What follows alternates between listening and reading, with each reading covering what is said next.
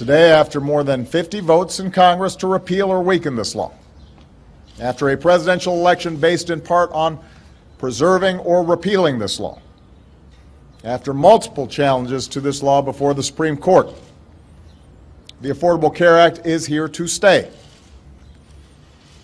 This morning, the court upheld a critical part of this law, the part that's made it easier for Americans to afford health insurance regardless of where you live. Obamacare remains. The latest hope of health care reformers everywhere to strip out the guts of this behemoth failed at the Supreme Court level for the fourth time, as the justices themselves pointed out. But it's not all gloom and doom for Republicans. Actually, this might even be a good thing down the road. So let's start there with the Thursday news call. We will soon be joined by the host and producer of her own television show in New Jersey, who joins us here to talk about politics and such, Lisa Durden. For the moment, we're going to begin with Washington Post reporter, the guy who's got to navigate the muck and mire inside the Beltway every single day, Christopher Ingraham. Chris, always a pleasure to have you on the show, but let's talk right away about what I said about maybe it's not such a bad thing for the Republicans, and I'm curious what you're getting already from inside the Beltway from the GOP. Yeah, well, what we're hearing is, a lot of Republicans are publicly very unhappy, but we're getting the sense that privately there's a big sigh of relief going on within the Beltway. What this means is that the Republicans can continue doing what they've been doing thus far, and what they've been doing pretty well is campaigning against Obamacare. Nothing changes. That calculus remains the same. So going into 2016, they can keep hammering the same messages they've been hammering. If the decision had come down different, then it would have become a very potent weapon for Democrats to campaign on, and that would have completely thrown everyone's strategies into chaos. So really, there's a silver lining here for Republicans, at least on the strategy side of things. With regard to the justices themselves, there's John Roberts, there's Anthony Kennedy voting for the majority here in the 6-3 vote. Are the Republicans now, do you get the sense they're looking back at some of those appointees from years past, especially John Roberts, and saying, you turned your back on us? Oh, yeah. Republicans, the grassroots are very, very angry at John Roberts right now. All you have to do is go onto Twitter and look for John Roberts, and you'll get a sense of what's being lobbed against him. The opinion was interesting. Reading Scalia's dissent was very entertaining. I would recommend reading it. He's a very colorful writer. But the most interesting part of the opinion for me is when Roberts used Scalia's own words against him to uphold part of the law. There was this dissent Scalia said in a previous act where he said, without federal subsidies, the exchanges would not operate as Congress intended. And today, John Roberts said, yes, when Scalia said that previously, he was right, and we need to have this law operate the way Congress intended. So in a sense, he turned Scalia's words against him, and there was really just kind of a lot of very subtle back and forth throughout the opinions today. All right, let's go ahead and bring in the third part of this troika right now. Let's welcome Lisa Durden back to the show. Lisa, we've been talking about what happened here, and certainly Republicans are not happy. Yes. They've got a chance now maybe to make this part of their 2016 platform, really go after it. But what about those people who say, stop, this stays? And people go, this is the right thing for America, even though Republicans continue to point out it's all wrong and it was filled with lies. I say to that, yay! Obama health care has been upheld. I love it. Listen, it's I'm getting something in my ear. I feel I can't. Don't worry about it. I got you here right now. I'm listening to you. We'll go ahead and we'll take care of that. You go right ahead. The Health Care Act has been upheld by the courts, which is great because we poor people need to have options. We can't afford the health care. And now those rich muckety mucks won't rape us poor people with these high costs of health care. Now this is good for everyone. Why, Republicans? Why? I'll tell you why. When everybody is healthy, like me, we can go to work and have money to pay our mortgages. We can go to work and have money to pay for our taxes and our income taxes and actually patronize your businesses and continue to make you rich. Okay, hang on one sec here, Lisa. Bread for hang us on. to eat. I got 60 seconds left. I'm going to give you a shot here, but what about those people who say, wait a minute, the president lied to us. There were tons of lies in this bill. The price is going up. The hidden costs are something that a lot of the poor people, as you say, are not going to be able to pay right now. That's what the market is for. Everybody can go to the market and they have options and choices, and everybody that goes to that market can pick and choose where they fit in. But they can't afford it. Republicans are trying to get They can't afford the health care. It's optional. They can't afford the ones where you've got some policies that are going up 120% or more. Let me tell you what the health care plan has done. The health care plan gave people the right to get back on their parents' health care up until the age of 26, when they were off at 21. It also gave individuals a choice to go out there, and if they can't afford those particular packages, they can still get charity care and those kinds of things that were still a part of that package, and they didn't get rid of those things. So the health care plan was broadened, actually. They didn't get rid of those issues as well. So I think it works great for everyone. I'll tell you what, the Republicans would have a problem with what you just said, but I know that's true. It's all right. I see that you're excited about it. I get it. I get it. But we still got to go to that 2016 election. So hang on a sec, Lisa. We're going to come back on the other side. Chris, hang on as well. When we come back, Ben Affleck has got to answer for trying to hide his past. That and more when we continue on MidPoint.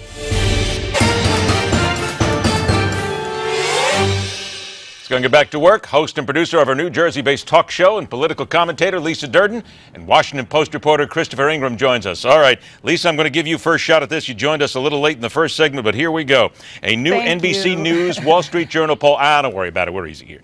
57% want Supreme Court to legalize gay marriage. 57%. This as we're waiting for the next Supreme Court decision. Lisa, in your opinion, is it time then for the right to give up on this fight as well? It's been time, so the Republicans might as well give up, the conservatives might as well give up, because 57% of the people are saying we want gay marriage. And I'm going to say this to black folks. I'm about to lose my black card, and they're going to revoke my black card. Black people have argued that this is not the same fight as when blacks were not able to marry, but it's the same exact fight. It's the fight for civil rights. So black folks who are conservatives, fall back. White folks who are conservatives, fall back. Gay marriage is here to stay, and they're going to pass this legislation, and folks who don't like it will get over it. Just like blacks got their rights, 40 years later, we forgot about we weren't sitting at the counter. So at some point, once it passes, we're going to be angry for those who don't want it. 40 years later, it will be nothing. It'll be business as usual. So it's about that time, and actually, we've waited a little too long. Okay, let me go ahead and go to Chris now, because Chris, from the Republican side of things, there are people out there who are very, very tight on this. There are people who are very far on the right, people who believe in religion, people who believe in their God, believe in their faith, and they say they are going to stand by this. Chris, as you talk to people around the Beltway, is it a winner, though, for the Republicans? Can they campaign against gay rights and still win the presidency? Well, some of them are certainly trying. You've got Ted Cruz trying. He's trying to put in, I believe, a constitutional amendment enshrining some protections for, say, business owners who don't want to serve gay people. But if you look at the general public at large, I mean, like those poll numbers show, for the general public, this is becoming less and less of an issue. Look, if you're out there, you've seen that Massachusetts has had gay marriage legalized for 11 years now. The sky hasn't fallen. And people are just beginning to accept that. The controversies that we're really seeing today, the issues about business owners and whether or not churches can turn away gay couples, these are all kind of happening at the margins of the policy. But at the real heart of it, at the central question of whether or not gay and lesbian people should be able to marry, most people don't see this as controversial. So Republicans who make this a central tenet of their campaign, like Ted Cruz has been flirting with, like you see somebody like Mike Huckabee doing, they're really risking a lot of appeal during the general election. All right, Chris, let me throw this one to you at a follow-up here. Nintendo has their Fire Emblem fantasy role-playing game. This caught our attention here. They will now allow characters to have same-sex relationships, the possibility for a same-sex marriage to take place between the main character created by the gamer and another character in the game. I got to be honest, Chris, there's a lot of people very uncomfortable with this.